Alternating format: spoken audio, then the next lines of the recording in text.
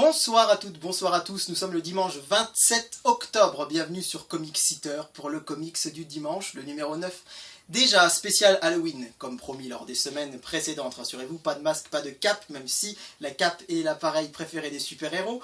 Aujourd'hui je vais vous parler de Fear Itself. Pourquoi Fear Itself? Tout simplement parce que Fear Itself évoque la peur, et à défaut d'avoir dans ma collection Batman le long Halloween, j'ai décidé de vous parler donc de Fear Itself, le crossover de chez Marvel qui date déjà maintenant de presque 2 ans. Alors ce qu'il faut savoir, c'est que Fear Itself, la phrase, vient d'une phrase de Roosevelt qui disait « Ce dont nous devons avoir peur, c'est de la peur elle-même ». Et c'est la peur qui va vraiment alimenter donc, ce groupe de comics chez Marvel qui sont sortis donc entre 2011 et 2012.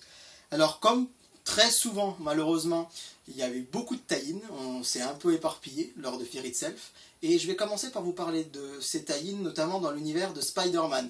Nous viendrons la semaine prochaine au crossover en lui-même, Fear Itself, et dans les numéros qui lui ont été consacrés. Alors je vais vous parler ce soir de 3 numéros de Spider-Man, le numéro 144, numéro 145 et 146, qui donc, comme vous le voyez, avec le magnifique bandeau de chez Panini, comme souvent, nous parle de Fear Itself. Alors Fear Itself qui a une toute petite part, c'est-à-dire un numéro à l'intérieur de chacun. Je vais commencer par vous parler de Spider-Man Day One. Alors je vous montre quelques images en même temps que je vous en parle. Alors pour vous dire que vraiment on est là face à un comics de qualité. Fear Itself, on en parlera la semaine prochaine, c'est loin d'être ce que j'ai préféré chez Marvel. Mais il faut dire qu'il y a eu du bon aussi chez Fear Itself, et notamment grâce à ce Spider-Man, où on voit Spider-Man qui erre dans New York avec le stress, la peur qui entre chez tous les gens, chez tous les habitants de New York. Et Spider-Man, il va lui-même lutter contre cette peur et surtout lutter contre la peur pour ses proches, notamment Tante May, puisque tout à l'intérieur de ce comics, on se demande ce qui est arrivé à Tante May. Alors comme vous le voyez marqué ici, 20e heure de peur, etc. En fait on est sur le premier jour de Fear Itself, on commence à la 6e heure ici, j'espère que vous voyez bien. On commence à la 6e heure et donc on voit Spider-Man qui vit sa journée, et qui voit la peur gagner les habitants, qui voit la peur gagner son cœur. C'est assez intéressant. Moi, je l'ai lu avant d'avoir lu Fear Itself. Et en me lisant ça, je me suis dit, je sais pas ce que c'est Fear Itself, je savais pas que c'était le serpent qui allait être l'ennemi, etc. Et je me disais que c'était vraiment sympathique et prometteur. Et ces numéros de Spider-Man, donc Day 1, Day 2 et Day 3, je vais y venir juste après, sont très intéressants. J'en profite pour vous dire qu'on a un passage également important dans la vie du tisseur dans ce numéro 144 de janvier 2012. Là, on est dans des dessins d'Humberto Ramos, bien sûr. C'est une partie importante avec le meurtre de la femme de Jonah Jameson par le super bouffon. C'est vraiment un passage sympathique. Donc voilà, c'était le Spider-Man 144. Est sorti un mois plus tard Spider-Man 145. Le voici, le voilà, avec toujours des magnifiques couvertures, avec un beau bandeau qui nous gâche la moitié de ce qu'il y a dessous.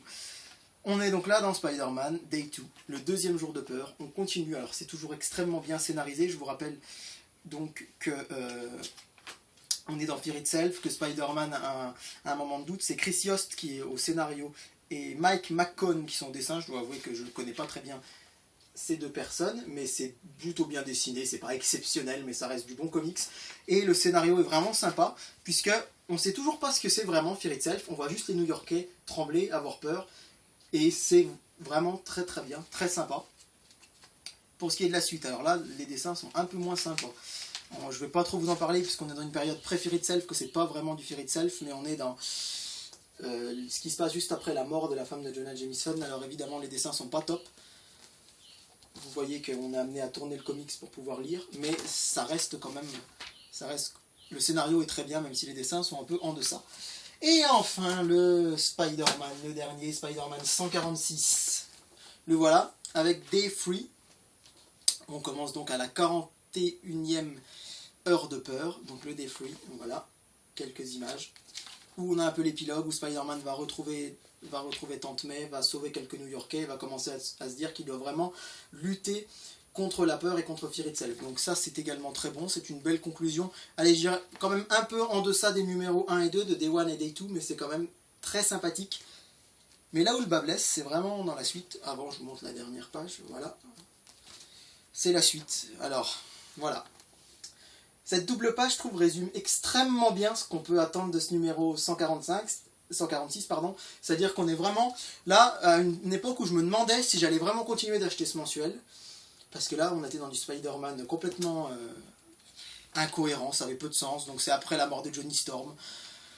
On a une espèce d'époque où on veut nous montrer Spider-Man qui a des souvenirs de ses bons moments avec les 4 Fantastiques. C'est très très très mal dessiné. Le scénario est abracadabrant, ça n'a aucun sens.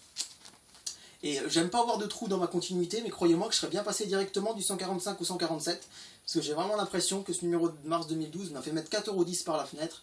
Alors évidemment, ça me permet d'avoir j'ai tous les numéros depuis le 128 je crois, donc ça permet de pas faire de pause, mais c'est vraiment pas le top. Et voilà, regardez, le seul truc qui est bien dedans, c'est la publicité qu'on a ici pour des jouets, parce que c'est le seul truc qui est à peu près réaliste. Donc voilà, une petite introduction à Fear Itself. Je vous remonte tous les numéros, 144, 145, 146, avec les tie-ins consacrés aux tisseurs. Donc Day 1, Day 2, Day 3, très sympa, bien scénarisé, plutôt bien dessiné, mais en revanche, la suite est souvent bâclée et un peu laborieuse. Pour en découvrir plus sur Fear Itself, je vous donne rendez-vous dès la semaine prochaine, le dimanche 3 novembre, où on parlera vraiment du crossover. Je vous souhaite une très bonne soirée et une très bonne semaine.